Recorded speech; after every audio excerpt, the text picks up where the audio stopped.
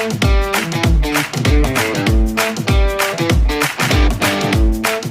Jared Ty. And I'm Alex Bannister. And today we have the pleasure of interviewing Dr. Geré Feltus, City Council Representative for District 3.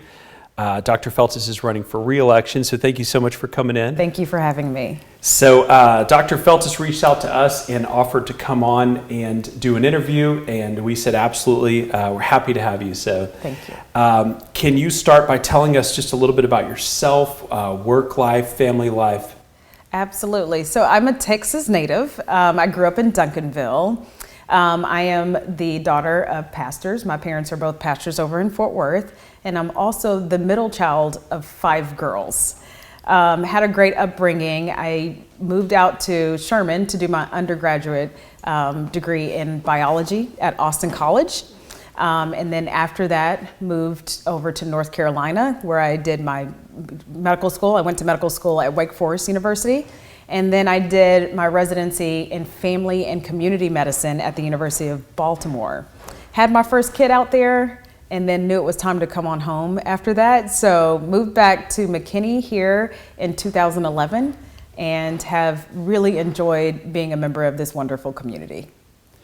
I know a lot of citizens don't even know what district they're in. So what can you tell us about District 3? Yeah, District 3 actually is in the heart of the city. So I love that it is, because it's a very diverse community in the sense that we have on the east side of District 3, the historic district, all the way up through Rick's Chop House to the courthouse. We have the central part, which is west of 75 and east of Stonebridge. But we also have kind of that 380 mix. We got the Painted Tree development that just got completed recently here. So lots of new residents there. But we also have Adriatica, which looks like a different country when you drive into there. We've got El Dorado, which is a nice established neighborhood. And we've got Stonebridge, which is one of the largest HOAs in the country. So we've got a very nice mix of all of the things that make McKinney great in our district. So you went to school a lot longer than I did, became a physician. Yes. And what made you decide, I'm going to get into local leadership, politics? Right. Well, politics definitely was not on my list of things to do in life. I will tell you, I was just looking to get involved in McKinney. I really do have a heart for service, and was doing some community service with City Church McKinney, which is a wonderful organization. I got a chance to mentor some kids there, try to inspire them not only to finish high school, which for a lot of them, they would be the first in their families, but also reach a little higher and think about going to college. And so we really worked with those kids to show them that it was possible and help them get there. And I was loving what I was doing, but got some opportunities through that exposure to other people in the community to get involved in other nonprofits, to serve on boards, and eventually was actually asked by a group of my peers to consider running for city council. And that's a great honor. I mean, what I want to do is just do good for my community. I want to leave a positive impact here. I'm raising my kids here. I want them to want to come back here and raise their kids here. And so that was really my focus. But I think because we are always looking for people to serve our community who really have a heart to serve the community, who want to help people, when we have that kind of leadership in place, it makes it just such a wonderful place to live. So Dr. Feltus, during your term, what would you say that you've accomplished? Well, it's been a very busy 4 years. We have accomplished a lot in that time period. We have been able to lower the property tax rate every year. We have increased homestead exemptions for seniors. We have also found funding mechanisms to rehabilitate our aging roadways, and we had quite a few aging roadways.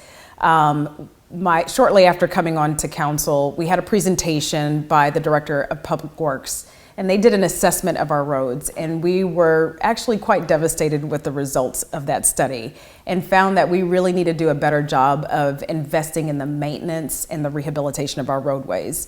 And we have really focused on that in the last 4 years. The east side primarily had the most damage, but there are areas now just west of 75 in District 3 that need attention. And so we have some plans coming forward to rehabilitate those roadways and maintain them better, and also to create roadways to relieve some of the congestion that we've seen with the growth that's come to McKinney.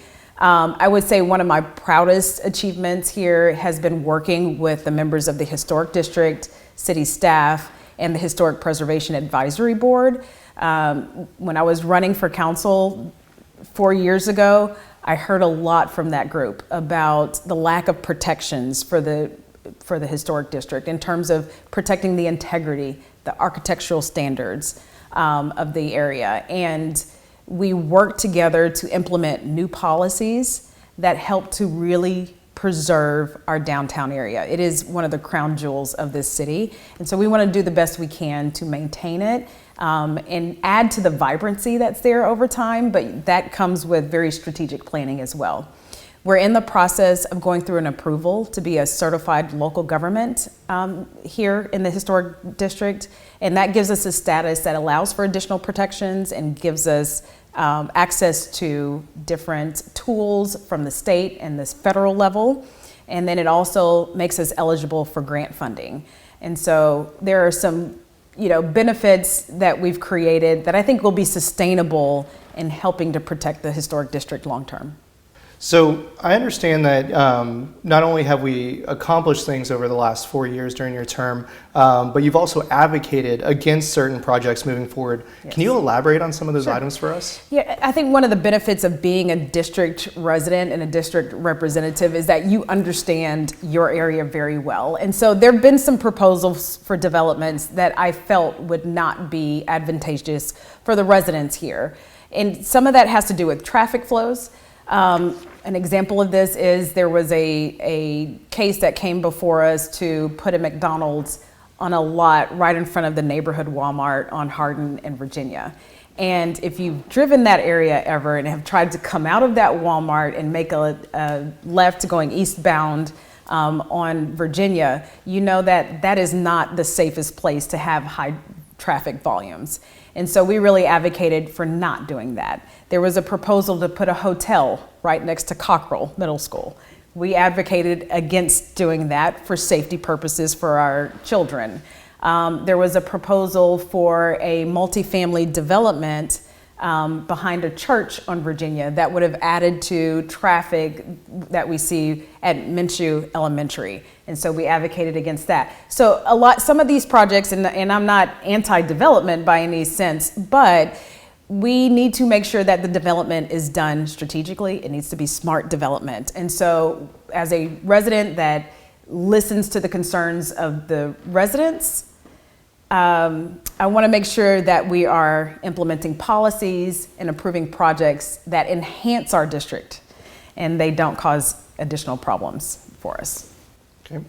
And so what are some things that you'd like to get accomplished if you are reelected? Yeah, so a couple of things. We have maintained a really great focus on supporting our business community. Our small businesses, we make an effort to make sure that they feel supported here in the community and that we do whatever we can to make them successful. Our larger employers that have been here, Raytheon, Encore Wire, Independent Financial, these are large institutions, and we want to make sure they stay successful because our residents want to live here, work here, and play here. And so if we can do what we can to make them successful, then they can also retire here.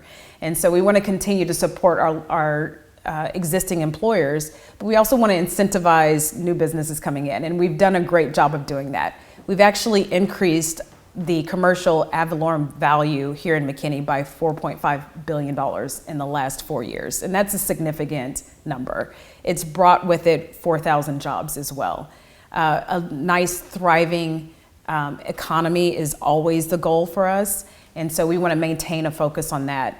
In my next term, I do want to also focus on workforce development. We have great partnerships with Collin College and McKinney ISD. I think we can strengthen some of the connections between those educational institutions and connect them stronger to our business community. We have an emerging tech hub right here in McKinney. It's very exciting what's been happening. The Economic Development Corporation is really a key factor in making sure that that continues to grow. because we want our kids to be able to be ready for, taking a position in industries that are emerging. AI, cybersecurity, all of these tech firms that are kind of coming to the area. I want them to come to McKinney and really grow and thrive here, but we've got to get our kids ready to get those positions in these very competitive markets. And so we're going to be working with MISD and Collin College and the Economic Development Corporation and our tech community to really build those relationships and get them ready. Dr. Feltus, what is your vision for McKinney? That's a great question. I think that there is a very simple formula for good cities. Safe community, great schools, clean roads, economic opportunity. And those are the things that I want to continue to focus on as we continue in the next 4 years. We have an unbelievable community of people that I really feel care about each other. And despite the fact that we have grown to 225,000 people and expect to at some point get to 350,000 people, we have a community that's really close-knit, so it still feels like a small town. And I want to make sure that as we continue to grow, we do all of the things to make it feel like McKinney. We are a very distinct city. We have a number of wonderful sister cities around us, but we all moved to McKinney for a reason. And I want to make sure that we keep the feel of McKinney going in the future. Part of that is just making sure we tackle the issues that come before us. We make sure that we are creating a thriving economy. We maintain open green spaces. We continue to renovate our parks and trail systems. That we have events that bring us together and bring families together. So that's my vision overall, is that we continue to be McKinney and keep McKinney feeling like McKinney. Is there anything else that you'd like the citizens and voters of McKinney to know? I think I just want them to know that their city council representative is accessible. We want to hear from you. We want to hear about your concerns. We want to know what you're not pleased with. We want to hear about what you are pleased with. That would be wonderful too. All of us are accessible. We have, if you go to the city website, you can find our emails there. Typically when people email me, I give them my cell phone immediately, and I am happy to answer any questions or concerns that you have. Thank you so much for coming in today. If people want to learn more about you or support your campaign, how can they do that? Yes, I have a website. It's Feltus4, and that's the number 4. So Feltus4McKinney.com. You can also find me on Facebook. It's Geré Feltus, McKinney City Council, and on Instagram as well. And how do you spell Geré? G-E-R-E. My parents did not make it easy. Thank But you so much. G-E-R-E. Thank you for having me. I appreciate it. appreciate you all.